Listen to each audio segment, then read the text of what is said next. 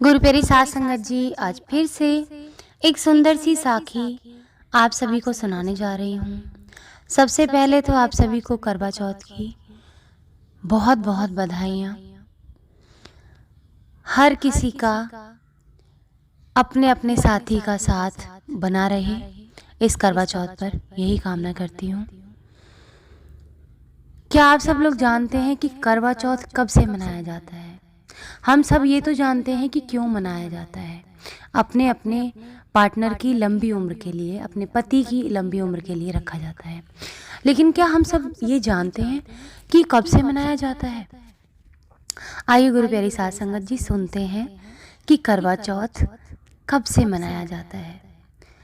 आज आप लोग यानी कि मैं सभी औरतों के बारे में बात कर रही हूँ। कल से तैयारियां शुरू होगी, मेरे ख्याल से काफ़ी हफ्तों पहले से तैयारियां शुरू हो चुकी होंगी। आज बड़ी श्रद्धा से आप सब ने व्रत रखा होगा और अभी 4 बजे के आसपास पानी या चाय पी होगी जब कथा पढ़ी होगी करवा चौथ की। हम सब लोग करवा चौथ की कथा पढ़ते हैं, लेकिन बहुत कम लोग जानते हैं कि करवा चौथ कब से मनाया जाता है।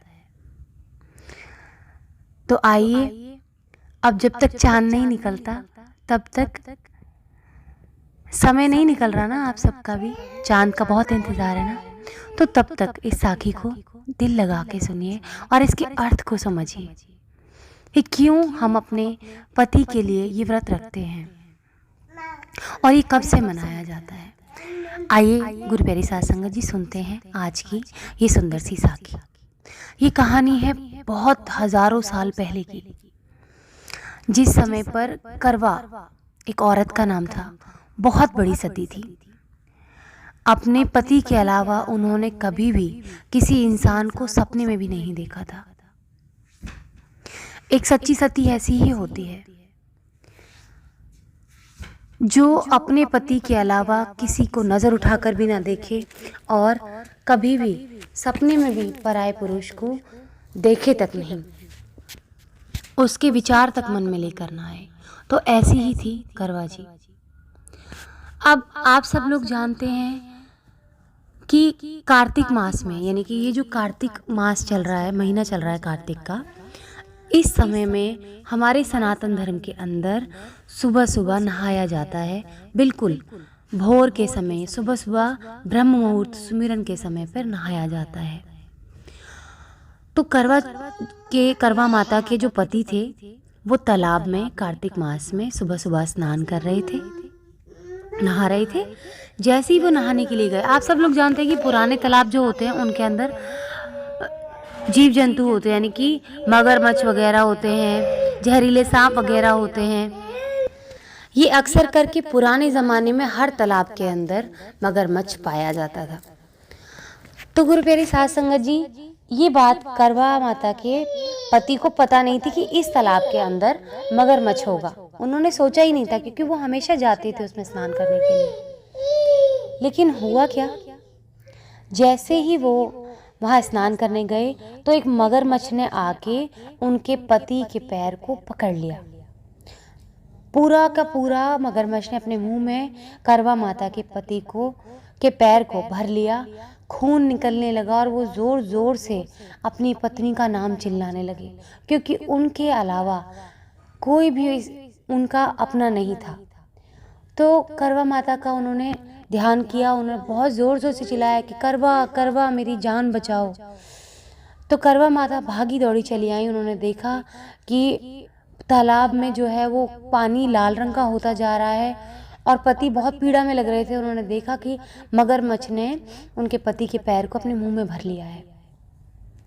तो गुरु प्यारी साध संगत जी, उनके सतीत्व में इतनी ताकत थी कि उनके पास कोई हथियार नहीं था करवा माता के पास, लेकिन उनके पास जो उन्होंने अपनी साड़ी पहन रखी थी, उस साड़ी में से एक चीर फाड़ी, चीर मतलब एक टुकड़ा फाड़ा, और वो टुकड़ा फाड़ करके उन्होंने फटाफट मगरमच्छ को बांध दिया। और उसके बाद अपने ही सतीत्व धर्म से उन्होंने यमराज और चित्रगुप्त जी का आह्वान किया, यानी कि उनकी स्तुति करी, उनकी पूजा करी, उनको बुलाया। और उनके सतीत्व में इतनी ताकत थी कि उन्होंने यमराज को धरती पर बुला लिया। साक्षात यमराज और चित्रगुप्त धरती पर आए और जब यमराज ने पूछा कि मुझे बुलाने की वजह क्या है, तो करवा माता ने कहा कि आप मेरे पति को बचा लें, आप इस मगरमच्छ को मार दें, इसके प्राण हर लें, क्योंकि इसने मेरे पति के पैर को पकड़ रखा है कस के। तो गुरु प्यारी साध संगत जी, जो यमराज जी थे उन्होंने कहा कि अभी इस मगरमच्छ के मरने का समय नहीं आया। बेशक से तुमने अपनी चीर से इसको बांध के पकड़ रखा है, लेकिन मैं इस मगरमच्छ को नहीं मार सकता। तो गुरु प्यारी साध संगत जी, इस पर करवा माता बोली कि अगर आप इसे नहीं मारोगे, मेरे पति की मौत हो जाएगी और मैं अपने पति के बिना नहीं जी सकती। इनके सिवा मेरा कोई सहारा नहीं है। मैं आपको श्राप दे दूंगी। मैं अपना एकमात्र सहारा आपसे नहीं, खुद से आपको नहीं छीनने दूंगी। इस पर चित्रगुप्त जी घबरा गए, क्योंकि वो जानते थे कि करवा माता बहुत बड़ी सती हैं और अगर इन्होंने हमें श्राप दे दिया तो हम कहीं के नहीं रहेंगे। उन्होंने यमराज से कहा कि आप जो भी ये कह रही हैं उसको मान लें, नहीं तो हम लोग बहुत बड़ी मुश्किल में फंस जाएंगे। इनके श्राप से हम कहीं ब्रह्मांड में भी छुप जाएं, कहीं भी छुप जाएं, ब्रह्मांड में कहीं नहीं छुप पाएंगे, वहाँ पर भी हमें ये श्राप लग जाएगा। तो यमराज भी डर गए। यमराज ने कहा कि ठीक है, मैं इस मगरमच्छ को मारूंगा तो नहीं, लेकिन जब तक इसकी मृत्यु नहीं आ जाएगी, इसका काल नहीं आ जाएगा, तब तक के लिए मैं इसको यमलोक में इसके शरीर समेत रखूंगा और इसका यहाँ से लेकर जा रहा हूँ।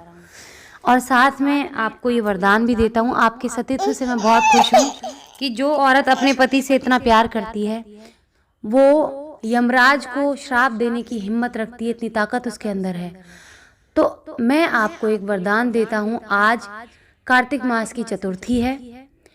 आज ही के दिन आपने अपने पति के प्राणों को मुझसे मांगा है और भविष्य में इसी कार्तिक मास की चतुर्थी को जो भी औरत आपके नाम का व्रत रखेगी, आपके सच्चे मन से पूजा करेगी, तो उसके पति की लंबी उम्र होगी, हमेशा वो स्वस्थ रहेगा, दीर्घायु होगा। ये कह के यमराज और चित्रगुप्त वहाँ से चले गए। तो गुरु प्यारी साध संगत जी, इतनी ताकत थी करवा माता के अंदर कि उन्होंने यमराज और चित्रगुप्त को डरा दिया था कि वो उनको श्राप दे देंगी। ये सतीत्व की ताकत होती है, ये पतिव्रत धर्म की ताकत होती है।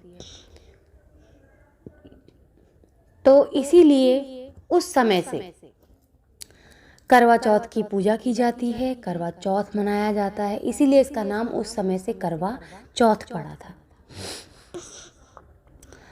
तो आशा करती हूँ हर एक औरत अपने पति में परमेश्वर देखेगी और हर एक पति से विनती करती हूँ कि वो भी उसको परमेश्वर का रूप दिखाएगा, वो परमेश्वर बन के दिखाएगा। सिर्फ लड़ना झगड़ना ये बड़े होने की निशानी नहीं होती है।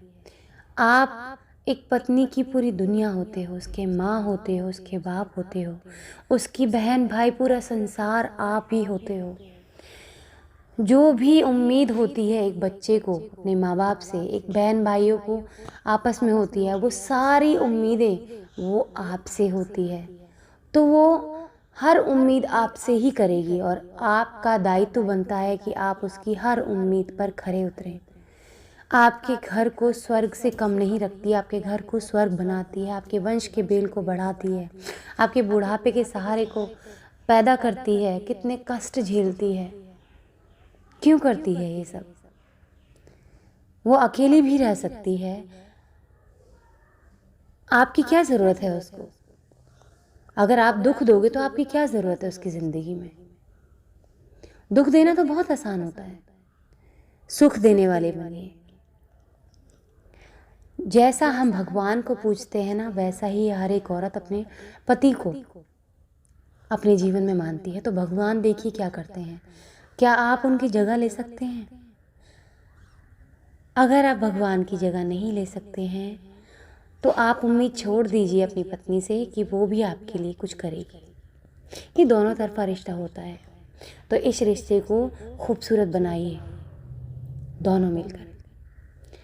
कड़वाहटों को ख़त्म कीजिए, मिसअंडरस्टैंडिंग्स को ख़त्म कीजिए और अपनी ईगो को साइड रख दीजिए। आज इसी के साथ इस सुंदर सी साखी को यहीं समाप्त करना चाहूँगी। मिलती हूँ आपसे अपनी अगली वीडियो में नई साखी के साथ। तब तक के लिए खुश रहें, सुमिरन करते रहें, सच्ची सेवा करते रहें।